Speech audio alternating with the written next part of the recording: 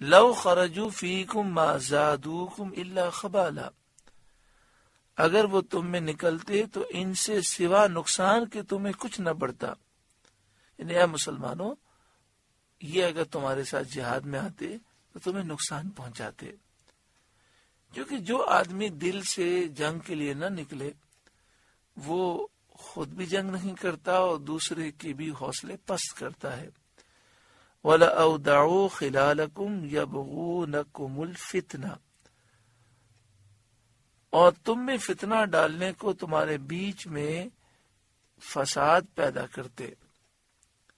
یعنی وہ چاہتے کہ تمہاری جمعیت منتشر ہو جائے اور ایسے اختلافات پیدا کرتے کہ تمہارے اندر فساد پیدا ہو جائے.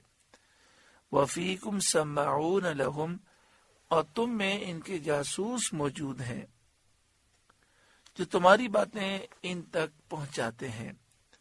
وَاللَّهُ عَلِيمٌ بِالظَّالِمِينَ، اور اللہ خوب جانتا ہے ظالموں کو. لَقَدِ ابْتَغَوُا الْفِتْنَةَ مِنْ قَبْلُ، بے شک انہوں نے پہلے ہی فتنہ چاہا تھا. یعنی ان لوگوں نے پہلے آپ کے صحابہ کرام کو دین سے روکنے کی کوشش کی تھی. اسی طرح عبداللہ بن ابی جو منافقوں کا سردار ہے، غزوہ احد کے موقع پر مسلمانوں کو گمراہ کرنے کے لیے، ان کے حوصلے پست کرنے کے لیے عین میدان جنگ سے وہ اپنے 300 افراد لے کر پیچھے ہٹ گیا، لیکن اللہ تعالیٰ نے مدد فرمائی اور مسلمان جہاد پر ثابت قدم رہے. وَقَلَّبُوا لَكَ الْأُمُورَ، اور اے محبوب انہوں نے آپ کے لیے تدبیریں الٹی پلٹی اور انہوں نے آپ کا کام بگاڑنے اور دین میں فساد ڈالنے کے لیے بہت مکر و فریب کی ہے. حَتَّى جَاءَ الْحَقُّ، یہاں تک کہ حق آیا، یعنی اللہ تعالیٰ کی طرف سے تائید اور نصرت آ گئی. وَظَهَرَ أَمْرُ اللَّهِ وَهُمْ كَارِهُونَ، اور اللہ کا حکم ظاہر ہوا اور اس کا دین غالب آ گیا اور انہیں یہ بات ناگوار تھی. وَمِنْهُمْ مَنْ يَقُولُ ذَلِّي وَلَا تَفْتِنِّي، اور ان میں کوئی آپ سے یوں عرض کرتا ہے کہ مجھے رخصت دیجئے اور فتنے میں نہ ڈالیے. اس کا شان نزول یہ ہے کہ ایک منافق تھا جس کا نام جد بن قیس تھا.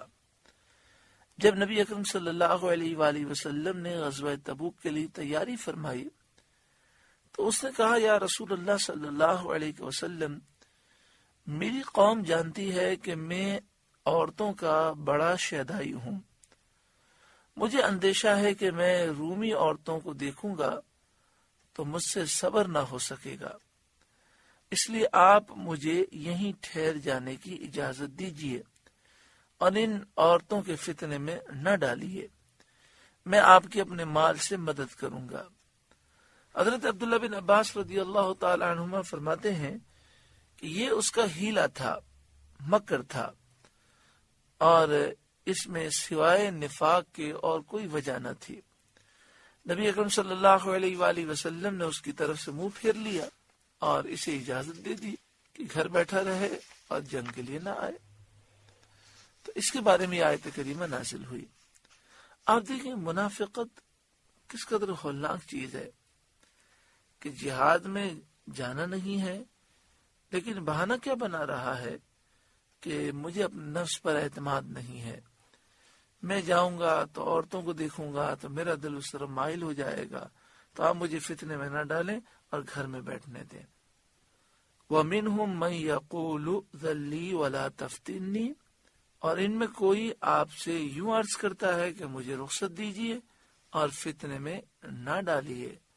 أَلَا فِي الْفِتْنَةِ سَقَطُوا، سن لو وہ فتنے ہی میں پڑے ہیں. کیونکہ جہاد سے رک جانا اور نبی اکرم صلی اللہ علیہ وآلہ وسلم کے حکم کی مخالفت کرنا بہت بڑا فتنہ ہے. وَإِنَّ جَهَنَّمَ لَمُحِيطَةٌ بِالْكَافِرِينَ، اور بے شک جہنم کافروں کو گھیرے ہوئے ہے. ان تصبک حسنۃ تسؤہم، اے محبوب اگر آپ کو بھلائی پہنچے تو انہیں برا لگے. یعنی جب آپ کو دشمن پر فتح یابی نصیب ہوتی ہے، مال غنیمت ہاتھ میں آتا ہے، تو منافقین کو بڑی تکلیف ہوتی ہے اور انہیں بہت برا لگتا ہے۔ وَإِن تُصِبْكَ مُصِيبَةٌ يَقُولُوا قَدْ أَخَذْنَا أَمْرَنَا مِنْ قَبْلُ، اور اگر آپ کو کوئی مصیبت پہنچے، کسی طرح کی شدت پیش آئے، کچھ مشکلات آ جائیں، یقولو تو کہیں قد اخذنا امرنا من قبل، ہم نے اپنا کام پہلے ہی ٹھیک کر لیا تھا، بڑی چالاکی کی، بڑی سمجھداری کی کہ ہم جہاد میں نہ گئے، ہمیں پہلے ہی اندازہ ہو گیا تھا کہ حالات بڑے خراب ہیں۔ وَيَتَوَلَّوْا وَهُمْ فَرِحُونَ، اور وہ خوشیاں مناتے پھر جائیں۔ یعنی منافقین کی حرکتوں کو بیان کیا جا رہا ہے کہ اے محبوب، جب آپ کو اور مسلمانوں کو فتح و نصرت اور کامیابی ملے تو انہیں بڑا دکھ ہوتا ہے، اتنا یہ مسلمانوں سے جلن رکھتے ہیں، حضور سے اتنا بغض رکھتے ہیں، اور اگر کوئی مصیبت آ جائے، کوئی تکلیف آ جائے تو بڑے خوش ہوتے ہیں کہ اچھا ہوا ہم نہ گئے، ہمارا فیصلہ بالکل درست تھا، اور پھر وہ خوشیاں مناتے ہوئے پھر جاتے ہیں۔ قل، اے محبوب آپ فرمائیے، لن یصیبنا الا ما کتب اللہ لنا، ہمیں نہ پہنچے گا مگر جو اللہ نے ہمارے لیے لکھ دیا۔ یعنی اے محبوب آپ فرمائیں کہ اگر ہمارے نصیب میں فتح ہے، غنیمت ہے، تو وہ ہمیں ملے گی، اگر شہادت لکھی ہے تو وہ ملے گی۔ ہوا مولانا، وہ ہمارا مولا ہے۔ وَعَلَى اللَّهِ فَلْيَتَوَكَّلِ الْمُؤْمِنُونَ، اور مسلمانوں کو اللہ ہی پر بھروسہ کرنا چاہیے۔ قل، اے محبوب آپ فرمائیے، هَلْ تَرَبَّصُونَ بِنَا إِلَّا إِحْدَى الْحُسْنَيَيْنِ، اے محبوب آپ فرمائیے تم ہم پر کس چیز کا انتظار کرتے ہو؟ إِلَّا إِحْدَى الْحُسْنَيَيْنِ، مگر دو خوبیوں میں سے ایک کا، یعنی یا تو ہمیں فتح و نصرت ملے گی، غنیمت کا مال ملے گا، یا شہادت ملے گی اور مغفرت ملے گی۔ کیونکہ مسلمان جب جہاد میں جاتا ہے تو وہ اگر غالب ہو جب تو فتح و غنیمت اور اجر عظیم پاتا ہے، اور اگر اللہ کی راہ میں مارا جائے تو اس کو شہادت حاصل ہوتی ہے، جو اس کی اعلیٰ مراد ہے۔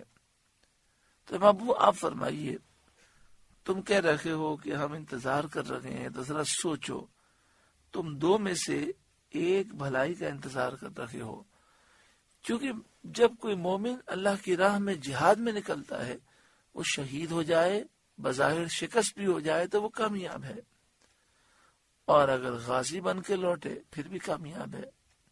وَنَحْنُ نَتَرَبَّصُ بِكُمْ أَن يُصِيبَكُمُ اللَّهُ بِعَذَابٍ مِّنْ عِنْدِهِ أَوْ بِأَيْدِينَا، اور ہم تم پر اس انتظار میں ہیں کہ اللہ تم پر عذاب ڈالے اپنے پاس سے یا ہمارے ہاتھوں سے۔ یعنی تم تو دو بھلائیوں میں سے ایک بھلائی کا ہمارے لیے انتظار کر رہے ہو، اور ہم دو برائیوں میں سے، دو تباہیوں میں سے کسی ایک کا انتظار کر رہے ہیں۔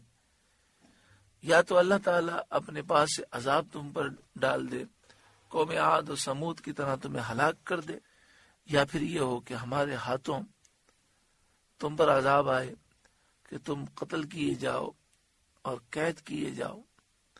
فَتَرَبَّصُوا إِنَّا مَعَكُمْ مُتَرَبِّصُونَ، تو اب راستہ دیکھو، ہم بھی تمہارے ساتھ راستہ دیکھ رہے ہیں، تم بھی انتظار کرو، ہم بھی انتظار کرتے ہیں کہ تمہارا کیا انجام ہوتا ہے۔ آپ سے گزارش ہے کہ قرآن کے اس پیغام کو آگے پہنچا کر ثواب جاریہ حاصل کریں۔